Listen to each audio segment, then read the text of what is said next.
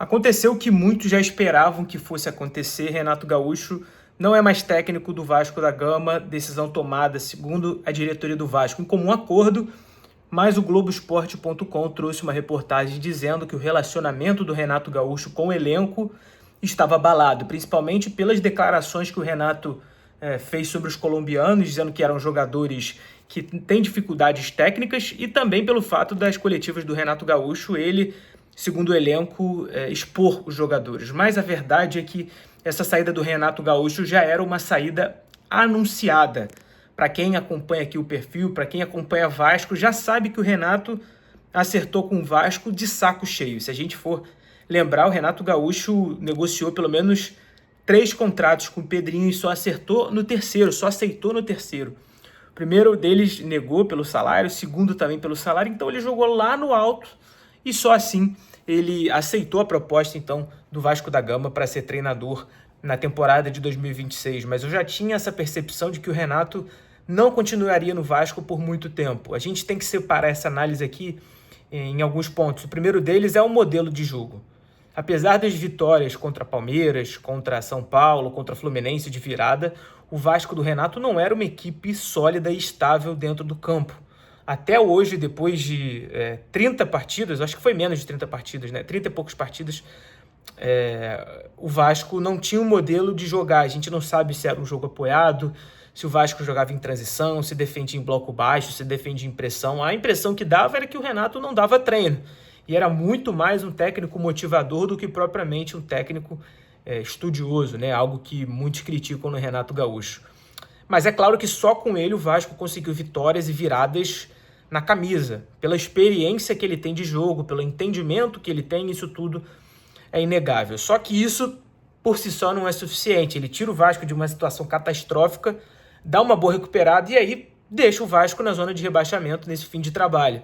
Um outro ponto que pegou muito mal foi a história da Sul-Americana. Eu entendi o que o Renato quis dizer, que era para o Vasco focar numa competição, um campeonato brasileiro que rebaixa, e eu concordo plenamente com essa prioridade.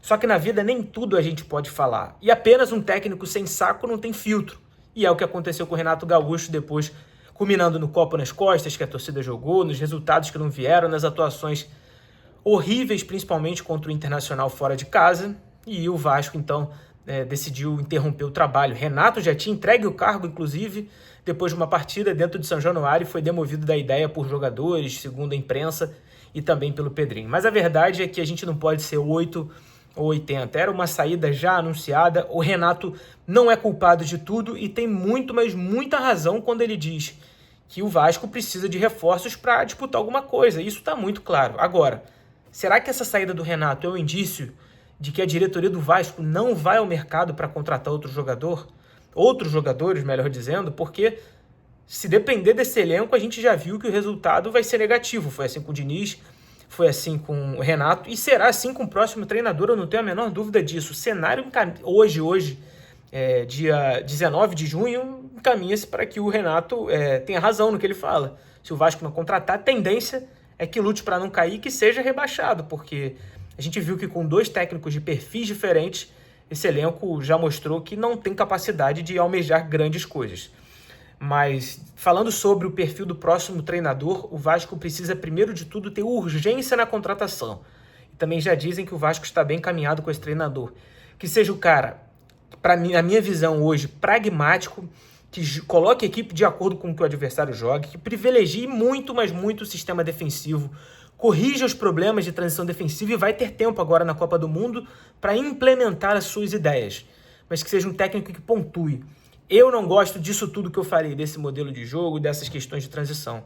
Mas o Vasco precisa urgentemente de um treinador que pontue, que faça o Vasco ter rendimentos melhores do que teve com o Renato e também com o Fernando Diniz. Não é o que eu quero, não é o que eu gosto, mas é o que o Vasco precisa.